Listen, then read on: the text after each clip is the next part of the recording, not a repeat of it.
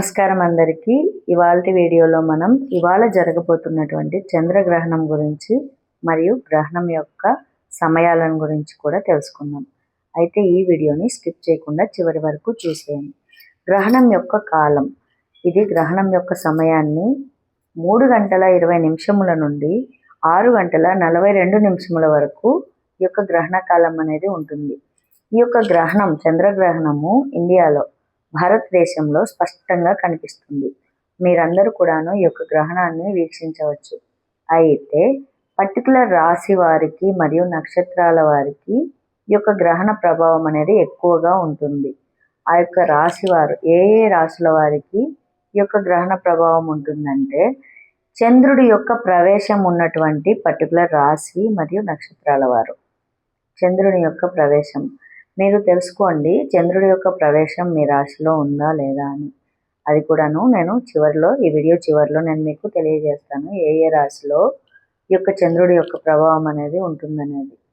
అయితే ఈ యొక్క రాశి నక్షత్రాల వాళ్ళు విశేషంగా చంద్రగ్రహణం సమయంలో మోక్షకాలం వచ్చేసి 6 గంటల 12 నిమిషముల నుండి 6 గంటల 48 నిమిషముల వరకు ఉంది. ఈ యొక్క మోక్షకాలంలో చేసేటటువంటి జపము ఏదైతే ఉందో అది ఈ యొక్క గ్రహణం యొక్క దోషాన్ని తొలగిస్తుందని ఒక నమ్మకం అండి. ఈ యొక్క గ్రహణం యొక్క దోషము మీ రాశి, మీ యొక్క నక్షత్రాల మీద పడకూడదు అనుకుంటే, ఈ యొక్క మోక్షకాలంలో విశేషంగా శివుని నామం అంటే పంచాక్షరి మంత్రం, ఓం నమః శివాయ అనేటటువంటి పంచాక్షరి మంత్రాన్ని జపించిన, లేదా చంద్ర గాయత్రి మంత్రం, దీన్ని కూడాను మీరు పారాయణం చేయవచ్చు ఈ యొక్క మోక్ష సమయాలలో. అయితే ఇది మీకు విశేషమైనటువంటి ఫలితాలను ఇస్తుంది. గ్రహణం యొక్క ప్రభావం మీ రాశి నక్షత్రాల మీద చూపించకుండా ఉంటుంది. అయితే యథావిధిగా గర్భిణీ స్త్రీలు మరియు చిన్నపిల్లలు ఈ యొక్క గ్రహణాన్ని వీక్షించకూడదు, ఇంటి నుండి బయటకి రాకూడదు. అయితే నిలువ ఉన్నటువంటి ఆహార పదార్థాలు మరియు వాటర్ కూడా సేవ్ చేసుకుంటారు చాలామంది. ఇలా నిల్వ ఉంచుకున్న వాటర్లో కానీ ఆహార పదార్థాలు మరియు పచ్చళ్ళు ఇలాంటి వాటిలో దర్భ అనేది ఉంచడం అనేది మనకు గ్రహణం యొక్క ప్రభావం మన మీద, ఆహార పదార్థాల మీద పడకుండా ఉండేటటువంటి ఒక విశేషత. అయితే మీరందరూ కూడాను ఈ యొక్క గ్రహణ సమయాలలో ఈ యొక్క మోక్ష కాలంలో పర్టికులర్గా జపాన్ అనేది ఆచరించండి. ఈ యొక్క గ్రహణం విడుపు తర్వాత మీరు స్నానం చేసి పూజ చేసుకున్న తర్వాత యథావిధిగా పనులన్నిటివి చేసుకోవచ్చును.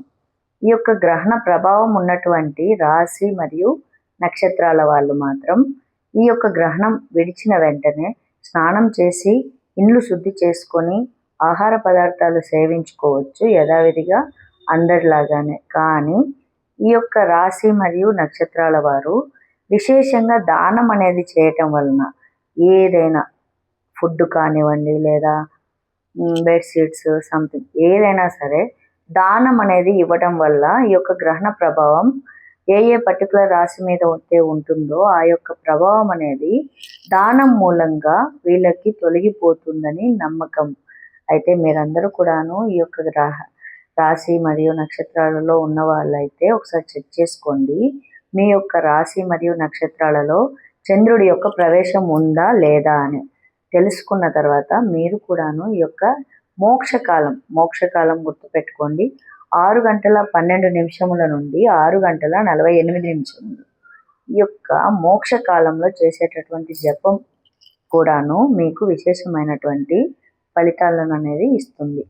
అయితే ఈ యొక్క గ్రహణ సమయాన్ని అందరూ కూడాను సద్వినియోగం చేసుకుంటారని ఆశిస్తున్నాను.